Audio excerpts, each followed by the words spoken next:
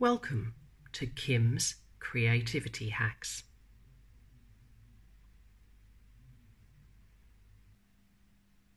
Hello everybody, how are you today? It's time for another creativity hack. Today we're going to be looking at why and why we should keep asking why.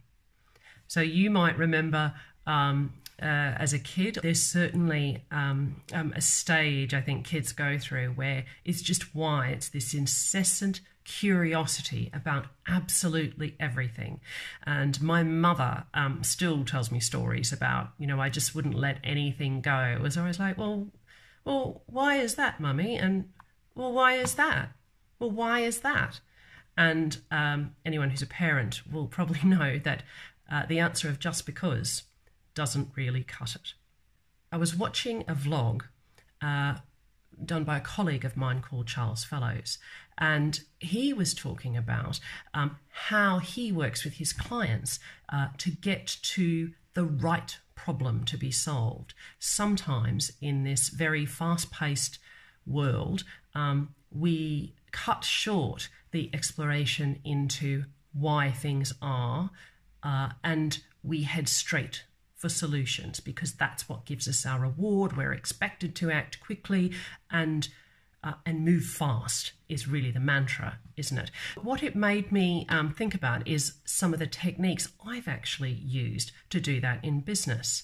Now, the last business I worked in was a manufacturing business, very heavily lean operations driven, and there are a lot of tools that engineers use in order to improve efficiency.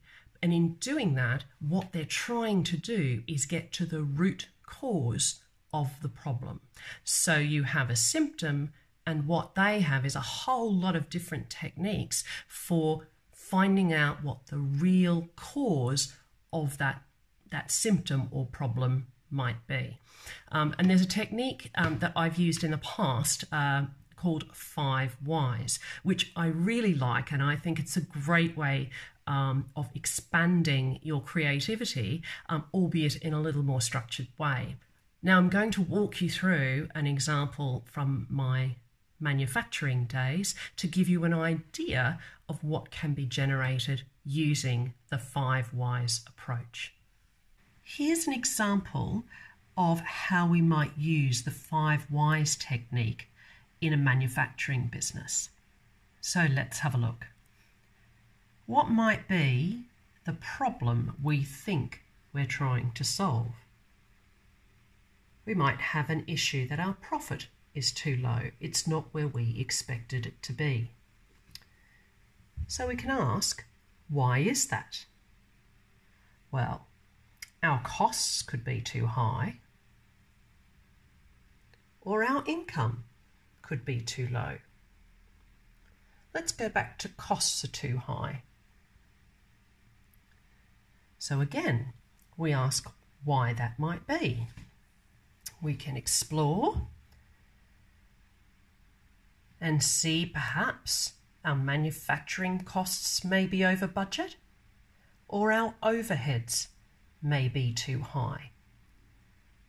And we ask why again for each of these. So let's take overheads are too high.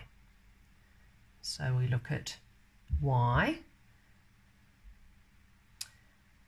and we might see that our premises costs have gone up 10% and our admin staff costs have gone up 25%.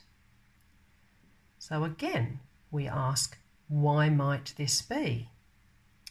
Move across again. So with our premises costs, what we might find is that when we look, our utilities expenditure is over budget. We might also look and see that we needed some emergency repairs done after a significant storm. If we go down to admin staff costs being up 25%, when we ask why, we might see that there were more temporary staff than budgeted. Another reason why might be overtime pay and hours are increased. Now this is the fourth why we've asked, but you can see how this works. We might take the admin staff costs there and say, well, why did we have more temp staff than budgeted? And there might be a number of reasons for that. We might look at why overtime pay and hours were high. And what that means is we might get to the root of the problem, or it might be that a number of these things in our costs are too high come up as things that we can change. So it might not be all of them, but we might find that, for example, our materials price has gone up more than budgeted, so this has increased our cost of goods. But we might find that our wastage is fine when we investigate. We might see in poor line efficiency that there wasn't any more downtime scheduled, but we did have to do more line changeovers because our customers at the last minute changed their plans or changed their orders, and so that impacted on our demand plan on our operating lines. So if I move back on this, I'm not going to go right down the other one on incomes too low. You can see some of the reasons I might have said there, but all of a sudden a question about why is our profit too low has given us, on the right-hand side, after only 4 levels of why, if you don't count the first one about profit is too low, it's given us 16 different avenues to explore, to see what's actually at the root of this problem. And it might be that working across 5 or 6 of these might address the problem in marginal ways, leading to a big impact, or it might be that 1 or 2 are actually having quite a large impact, and by addressing those directly, we can make an impact on our problem of profit being too low. So that's the 5 whys approach. If you're familiar with manufacturing at all, these might all sound very similar. It's not supposed to be all-encompassing. It's supposed to be about providing a more structured way of brainstorming and really delving a lot more into the root cause, potential root causes of the problem. But as you know, on Kim's Creativity Hacks, it's not just about showing you the technique. It's showing you how I've adopted it for what I'm doing now. So I'm working in a more consulting capacity now. I'm out networking for NED, non-executive director, for those of you that don't know, roles, and looking to carve a particular niche for myself. So what I've done is given you example of a part version of something I'm working on now. So let's take a look. Here's how I've used the 5 whys technique to think about how I can increase my YouTube presence. So I thought about 2 reasons why I wanted to increase my YouTube presence. So let's take a look. So there were 2 areas of my life in particular to increase my profile in the education sector and to increase it in the business sector. Now let's take education. So why would I want to do that? Well, I'm a big believer in us all being responsible for our next generation. So I'm really proud to be promoting trustee roles generally and for us to get more involved in our school communities. The other reason why is to develop my niche. Marketing and education are not common bedfellows. So while that is the case, there's an opportunity for me to develop a niche and to be part of potentially changing that and bringing more marketing-led thinking into the education sector. So let's look at the next level of why. Let's go to the top here, like we did last time. So why would I want to promote trustee roles? So the first reason is for the school that I actually am a trustee at, for Coptal. And then the other reason, which I referred to earlier, was to understand and promote broader business involvement in education. Again, we ask, why would I do that? So for the school where I'm a trustee, it can become a really important part of our new governor search. We want a broad and balanced governing body, and to do this, we need to cast our net a little wider than just the immediate school community.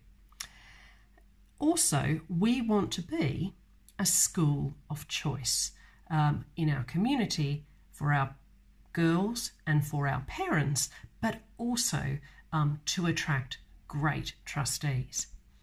So let's go back and have a quick look down the other path, because we didn't do that on the example before. So this is in the business sector. So why am I doing that? So it's two reasons. So I'm positioning myself for business roles in consulting and speaking. The other reason is to position myself for non-executive director roles. You might think these overlap, and they do to an extent, but using the 5 whys technique, what I've been able to do is distill some different ways of tackling these problems. So if I'm positioning for business consulting and speaking, there are a lot of marketers out in the world and a lot of marketing CVs. So what I want the YouTube videos to do is to differentiate me as a marketer and on my marketing CV. And one of the ways I've been talking about doing that is developing this series on collaboration. It's an area I have a lot of experience in and an area I'm particularly passionate about. So that's differentiation of my marketing CV. And also I want to increase exposure to opportunities. If we look at positioning for non-executive director roles, we can see I've got differentiation of board contribution. And what I'm finding is this is twofold. So the education piece is actually proving quite a unique differentiator for board level roles. The fact I'm working in this sector, the fact that I'm willing to do something different, is standing out on my CV, and I'm getting quite a bit of interest in that. It also means that while this is voluntary, I have some experience at operating at a board level. The second thing, I've got broadened digital communication skills there. You can see that.